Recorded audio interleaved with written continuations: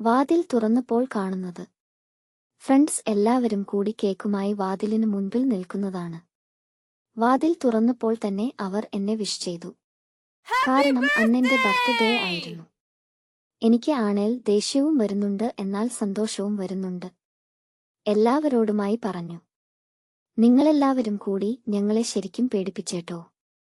ഞാൻ cake cut ചെയ്തു. Wish ചെയ്തു കൈ കൊട്ടുന്നതിനിടയിൽ ഇടതുവശത്ത് ഒരു ചെറിയ ലോക്കർ സാഗർ കണ്ടു.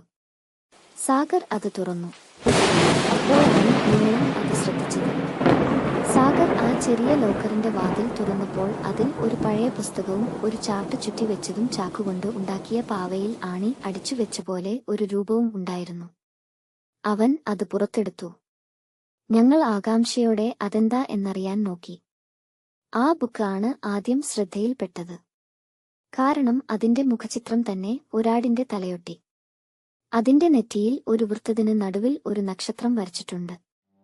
അതിനു താഴെ ആയി തല കീഴായ കുരിശിൽ പാമ്പ് ചുറ്റി നിൽക്കുന്ന ചിത്രവും വരച്ചിട്ടുണ്ടായിരുന്നു.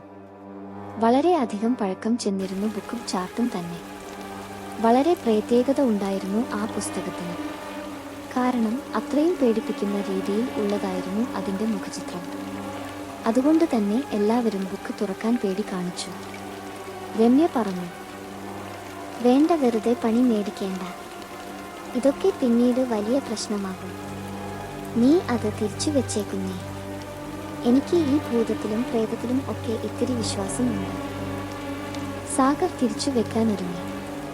എനിക്ക് അതിൽ എന്താ എന്നറിയാൻ ആഗ്രഹം തോന്നി. ഞാൻ പറഞ്ഞു, അത് എന്താണെന്ന് നോക്കിയിട്ട് വയ്ക്കാം. സാഗർ ബുക്ക് എന്റെ കയ്യിൽ തന്നു. ഞാൻ തുറന്നു. പക്ഷേ അതിലെഴുതിയ ഭാഷ എന്താണെന്ന് മനസ്സിലായില്ല. എല്ലാവരോടും ആയി ഞാൻ പറഞ്ഞു, ഇതൊന്നും മനസ്സിലാവണില്ലല്ലോ, ഇതെന്തു ഭാഷയാണ്?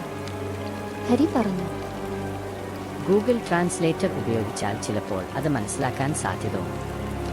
നീ ഒന്ന് നോക്കിയേ. ഇത് പറഞ്ഞു മൊബൈൽ എന്റെ കയ്യിൽ തന്നു. ഞാൻ മൊബൈലിൽ നോക്കിയപ്പോൾ അത് ഗ്രീക്ക് ഭാഷയായിരുന്നു. ആ പുസ്തകത്തിൽ ആദ്യത്തെ പേജുകളിൽ സാത്താന്റെ ലോകത്തു നിന്നും അവനെ ഭൂമിയിലേക്ക് ക്ഷണിക്കുന്നതായുള്ള കാര്യങ്ങൾ ആയിരുന്നു എഴുതിയിരുന്നത്. ആ പുസ്തകത്തിൽ ഇങ്ങനെ പറഞ്ഞിരുന്നു, ശാന്തമായ ഒരു സ്ഥലത്ത് മെഴുകുതിരി വെളിച്ചത്തിൽ 5 മൂലയുള്ള നക്ഷത്രം നിലത്തു വരയ്ക്കുക. 5 മൂലയിലും 5 പേർ കറുത്ത വസ്ത്രം ധരിച്ച് ഇരിക്കണം. ചുരുട്ടി വെച്ചിരുന്ന ചാർട്ട് തുറന്നു നടുവിൽ ഉള്ള ചിഹ്നത്തിൽ ഓരോരുത്തരുടെയും ഓരോ തുള്ളി രക്തം ഒഴിക്കുക. ആ രക്തത്തിൽ നക്ഷത്ര ചിഹ്നമുള്ള കോയിൻ വയ്ക്കുക.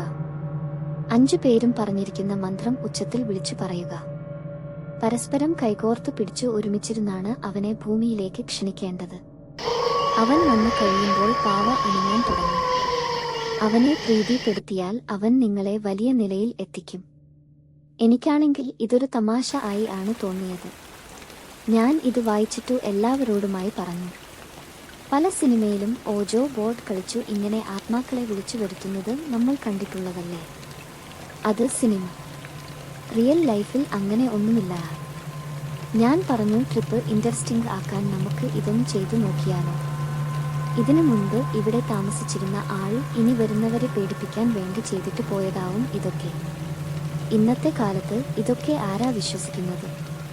നമുക്ക് ഒന്ന് ട്രൈ ചെയ്താൽ എന്താണിപ്പോൾ കുഴപ്പം? ധൈര്യമുള്ള 4 പേര് വാ, നമുക്ക് ഇതൊന്ന് ചെയ്തു നോക്കാം. മുന്നിലേക്ക് വരാൻ എല്ലാവരും മടി കാണിച്ചു.